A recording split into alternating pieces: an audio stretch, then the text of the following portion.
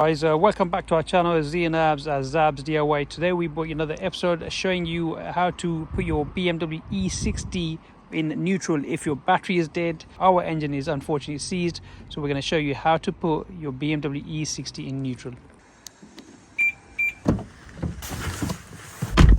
So if I go ahead and insert the key, put the ignition on, as you can see our gear is stuck in park. We're going to show you how to put this in neutral manually. First thing you need to do is you need to remove this cover over here from the gear surround. Pull up it's held by clips.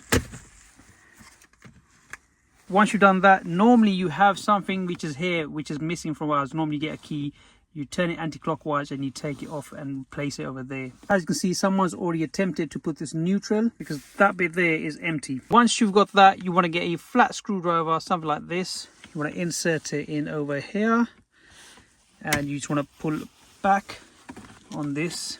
You want to pull it back